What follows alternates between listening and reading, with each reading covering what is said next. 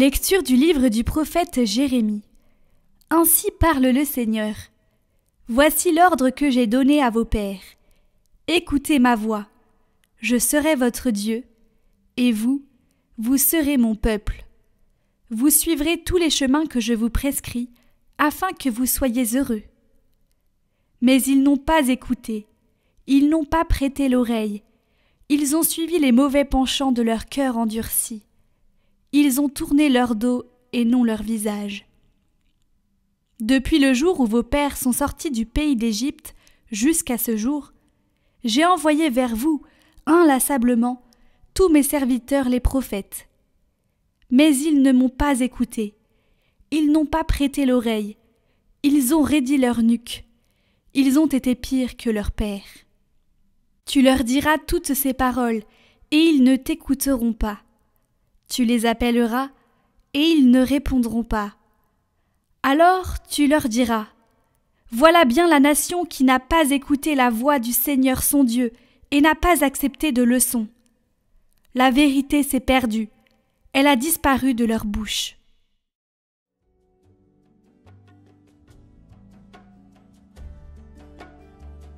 Aujourd'hui, ne fermez pas votre cœur, mais écoutez la voix du Seigneur. Venez, crions de joie pour le Seigneur. Acclamons notre rocher, notre salut. Allons jusqu'à lui en rendant grâce. Par nos hymnes de fête, acclamons-le. Entrez, inclinez-vous, prosternez-vous. Adorons le Seigneur qui nous a fait. Oui, il est notre Dieu. Nous sommes le peuple qu'il conduit. Aujourd'hui écouterez-vous sa parole? Ne fermez pas votre cœur comme au désert, comme au jour de tentation et de défi, où vos pères m'ont tenté et provoqué.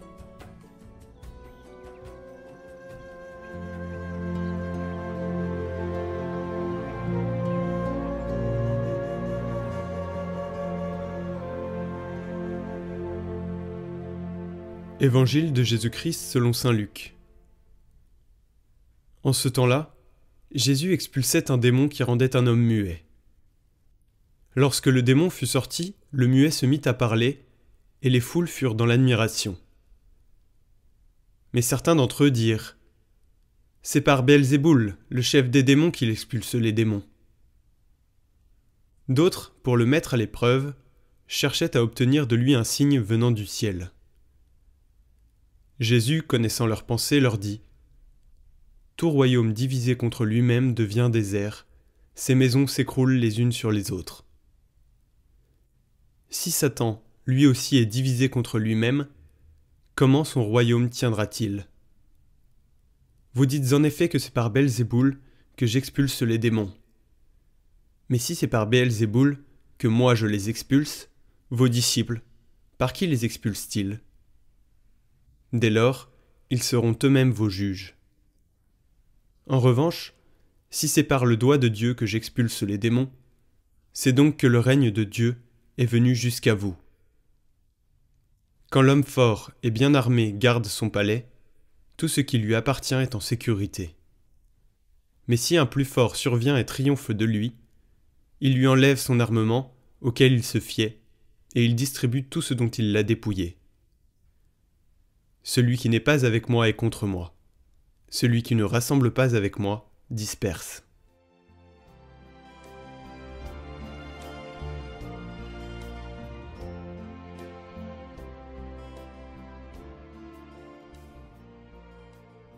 Cet épisode contient un avertissement qui nous sert à tous.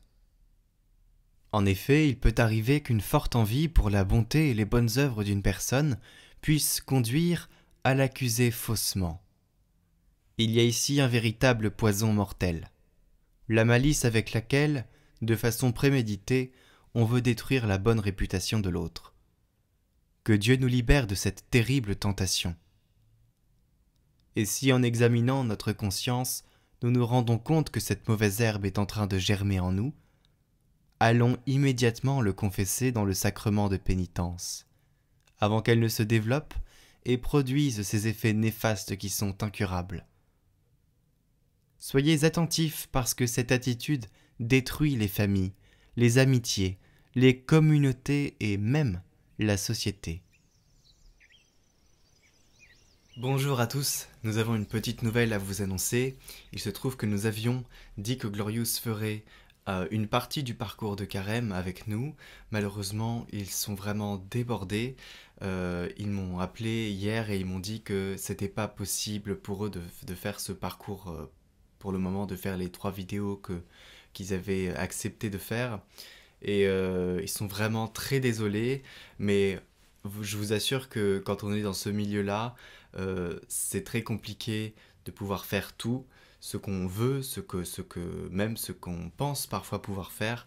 Et donc voilà, ils ont été débordés, ils ont accepté par générosité. Et donc malheureusement, nous n'aurons pas Glorious dans ce parcours de Carême. C'est pas très grave parce qu'on est toujours en prière. Ils m'ont dit de vous dire qu'ils étaient vraiment désolés et qu'ils étaient en communion de prière avec nous pour ce Carême, avec la communauté Catoglade. Donc voilà, on les en remercie. Et donc pour s'excuser, ils nous ont envoyé 10 albums que nous allons vous distribuer. Nous avons dû donc penser à un petit jeu concours.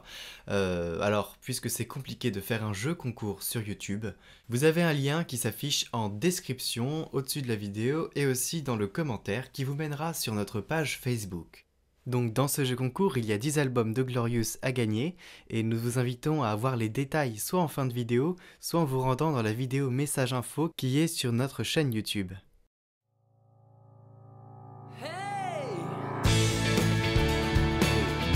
Votre émission priante chaque jour de Carême.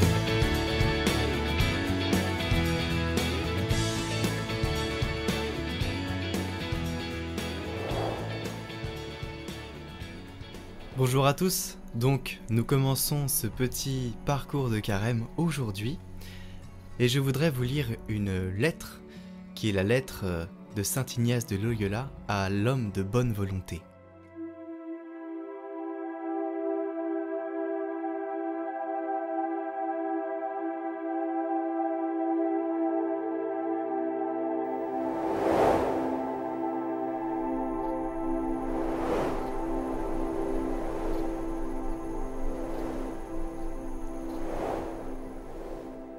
Eh bien parfois nous pouvons être débordés par tout ce que nous avons prévu de faire et surtout aujourd'hui nous sommes dans un monde où tout va très vite, où nous devons tout faire très très vite et parfois nous sommes affligés, nous sommes débordés et ça nous pèse tellement sur les épaules que parfois on a des tensions. Alors on est obligé de se soigner, de s'arrêter et parfois cela nous mène même à la dépression.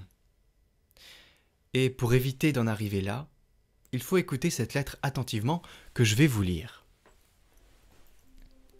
Il me semble que vous devriez vous résoudre à faire avec calme ce que vous pouvez. Ne soyez pas inquiets de tout, mais abandonnez à la divine providence ce que vous ne pouvez accomplir par vous-même. On peut s'arrêter sur ce petit passage et se dire que finalement, quand nous n'arrivons pas, quand nous savons que nous avons beaucoup de choses à faire, eh bien, il nous faut nous arrêter et nous dire, eh bien, écoute mon Dieu, je te confie cela, je ne serai pas capable de le faire. Fais que tout se passe bien.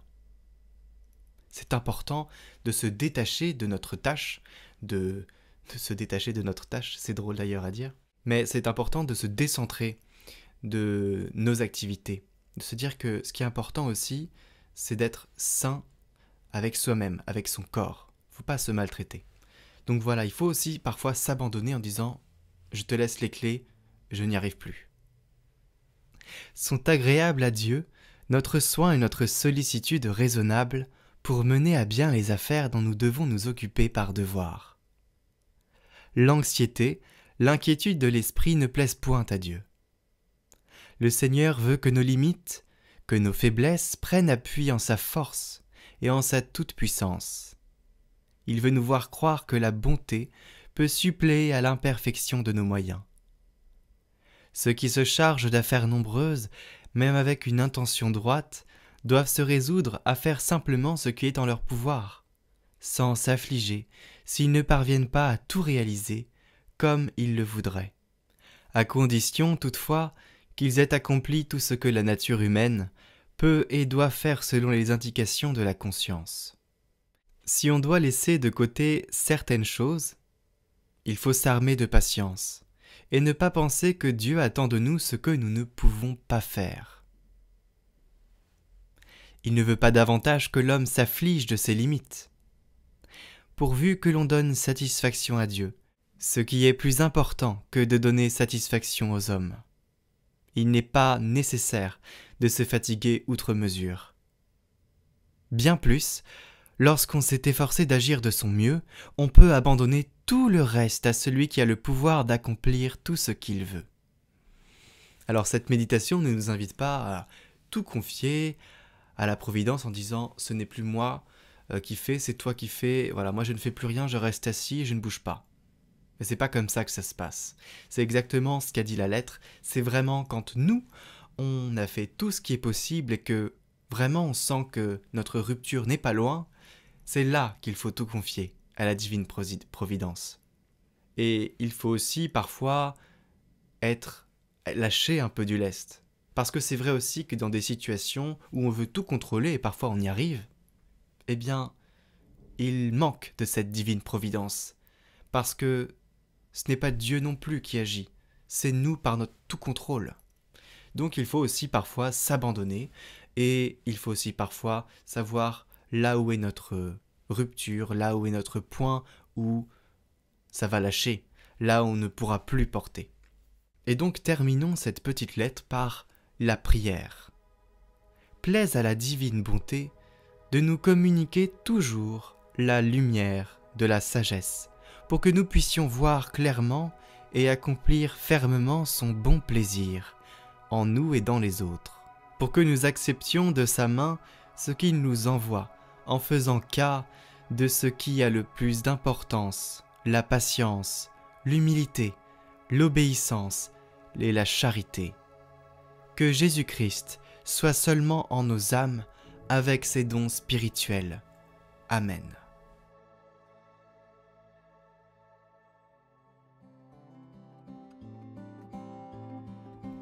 Nous pouvons donc aujourd'hui réfléchir à mettre en place, dans notre vie, cette petite cloche qui sonne dans notre tête en nous disant « Attention, tu ne peux plus gérer, tu vas faire n'importe quoi, ou alors tu vas t'effondrer. » Et ce petit sentiment d'abandon à cette providence va apaiser notre cœur pour tout ce qui nous entoure et nous allons du coup être dans la sérénité.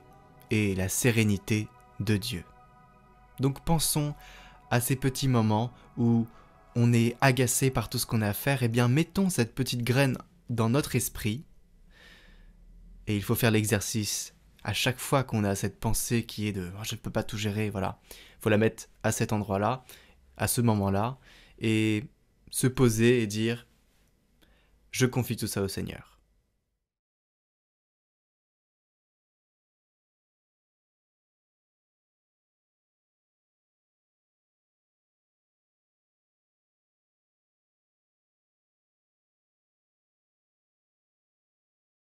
Et donc pour s'excuser, ils nous ont envoyé 10 albums que nous allons vous distribuer. Nous avons dû donc penser à un petit jeu concours. Alors, puisque c'est compliqué de faire un jeu concours sur YouTube, vous avez un lien qui s'affiche en description au-dessus de la vidéo et aussi dans le commentaire qui vous mènera sur notre page Facebook. Donc en cliquant sur le lien, vous allez directement être dirigé vers notre page Facebook. Je vous invite à aimer cette page pour recevoir les informations que nous partageons parfois et qui peuvent être utiles. Nous allons partager toute la semaine sur notre page Facebook la vidéo du jour. Elle sera normalement en haut dans les dernières publications. Vous pourrez la voir puisque ce sera assez évident. Et donc dans ces publications, nous vous invitons pour participer au concours et recevoir l'album cadeau de Glorious, à identifier vos amis cathos qui ne connaissent pas encore Cathoglade, et même des amis qui sont peut-être pas catholiques. Vous pouvez leur partager en mettant un petit commentaire. Dans ce commentaire, vous pouvez mettre un petit mot et surtout dire quelque chose, parce que si on identifie quelqu'un sur Facebook et qu'on dit rien, ça fait un peu bizarre. Donc dites, je t'invite à regarder tous les jours Cathoglade. Et donc nous tirerons au hasard ces 10 personnes. Restez attentifs à vos messages sur Messenger parce que nous allons passer par là. Si jamais vous ne répondez pas sous 10 jours, on sera obligé de proposer à quelqu'un d'autre. Donc soyez attentifs, le tirage au sort aura lieu la semaine prochaine. Voilà, donc pour moi, c'était une idée assez originale qui permettait de faire de l'évangélisation, et donc j'en ai pas eu d'autres, puis il fallait la trouver assez vite. Donc voilà, excusez-moi si elle n'est pas parfaite, c'est vrai que c'est que sur Facebook, c'est vrai que voilà. Mais on ne peut pas tout faire parfaitement, malheureusement. Et ce que je vous propose donc pour remplacer Glorious, ce sera 3 petites vidéos, voilà, on va essayer de faire un petit contenu original et intéressant. Et je rappelle qu'il y a encore 3 parcours vraiment très intéressants qui vont clôturer ce parcours de carême. Enfin clôturer, on est encore à la moitié. Donc on a un parcours sur l'évangélisation avec le père Paul Dollier qui va nous parler de Saint Marc et de l'évangélisation. On est tous appelés à évangéliser et il va nous donner des clés pour aller, à l'instar des disciples, justement sur la terre des hommes, des vivants et aller évangéliser. On aura aussi un parcours avec le père Sébastien Thomas que vous connaissez parce qu'il a fait les commentaires de l'année dernière, avant le père Alain Le Marinel, tous les dimanches et les jours de solennité, et donc il va nous faire un parcours vraiment très intéressant sur les psaumes. Il va nous expliquer qu'est-ce qu'un psaume, comment ça a été décidé de mettre les psaumes dans l'ordre dans lequel ils sont. Il va aussi analyser quelques psaumes pour nous montrer un peu comment ils sont disposés, qu'est-ce qu'ils racontent. Parfois, les psaumes, on considère que c'est un entre-deux, entre la première et la deuxième lecture, voire entre la lecture et l'évangile. Ce n'est pas un entre-deux, c'est quelque chose qui a toute sa place dans la liturgie, et il va nous expliquer pourquoi. Et finalement, on finit en beauté puisque nous avons été à Paray-le-Monial, dans la cité du Sacré-Cœur de Jésus, où on a pu filmer aux côtés du recteur du sanctuaire de Paray-le-Monial. Et vous verrez, c'est un sanctuaire qui est vraiment beau, qui est vraiment très... qui invite à la sainteté, vraiment. C'est pourquoi je vous invite à aller à Paray-le-Monial. On va faire justement une vidéo pour vous présenter cette cité du cœur de Jésus, comme on l'appelle. Et vous allez avoir l'honneur d'être introduit à cette belle ville, à ce beau sanctuaire par le recteur lui-même. La vidéo sortirait normalement dans quelques semaines, on va essayer de faire ça au plus vite. Et donc pour revenir sur le parcours, ce sera 3 jours avec le Sacré-Cœur de Jésus et ce sera pendant la Semaine Sainte. La Semaine Sainte, c'est une semaine qui nous invite vraiment à nous recueillir, à être en pénitence et à vraiment méditer la passion du Christ et méditer ses derniers moments sur cette terre avant qu'il ne ressuscite. Et donc c'est vraiment un moment important et voilà, il nous guidera avec 3 belles méditations où il mettra l'évangile du jour en lien avec le Sacré-Cœur de Jésus. Donc ce seraient les évangiles bien évidemment du jour. Pour la suite, pour la fin de la Semaine Sainte, c'est-à-dire le jeudi, vendredi et samedi, c'est des jours qui ne nécessitent pas de parcours, c'est des jours où vraiment vous êtes invité à vivre ce temps en paroisse, parce qu'il ne peut pas se faire en ligne. Vous pouvez bien évidemment faire les chemins de croix, vous pouvez prier, mais vraiment il faut vivre aussi ce temps avec notre communauté. Il ne me reste plus qu'à vous souhaiter une bonne continuation dans ce parcours de carême. J'ai vu que le parcours n'était pas très sollicité dans la vidéo individuelle. Vous savez que notre parcours sort sur la chaîne Catoglade, donc là où il y a les lectures du jour et après il y a le parcours qui est rajouté. Mais vous l'avez aussi en individuel. Et nous savons qu'une partie ne regarde pas le parcours, parce que nous voyons les chiffres, peut-être par manque de temps, parce que c'est vrai que ça fait des vidéos assez longues. Donc vous avez la possibilité de vous rendre sur Catoglade Prière, donc c'est une autre chaîne Catoglade Prière, où justement les vidéos sont en individuel, donc vous pouvez y revenir. Et je rappelle aussi que vous avez la possibilité de vous inscrire à la newsletter, il n'est pas trop tard, vous pouvez la recevoir tous les jours, elle est envoyée à peu près à minuit 30. Vous avez toutes les vidéos que nous sortons qui peuvent être utiles pour la journée. Donc il y a la vidéo parcours carême, il y a la vidéo du jour, avec tout dedans, il y a le chant du jour, il y a les prières qui sont écrites, c'est peut-être plus simple voilà, pour certains, et il y a aussi un petit édito qu'on essaie de rendre agréable et éclairant.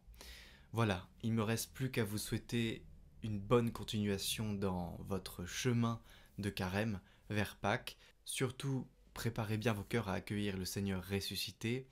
Il faut aller se confesser, il faut prier, il faut se rendre disponible et peut-être corriger aussi nos petites habitudes qui sont des petits vices. C'est un temps aussi où nous sommes invités à réfléchir sur nous-mêmes et à peut-être changer. Voyez ça comme une nouvelle année. La Pâque, c'est un renouveau, donc voyez ça un peu comme les engagements d'une nouvelle année, mais cette fois, tenez-y vous. Voilà, à bientôt. Et surtout, soyons saints.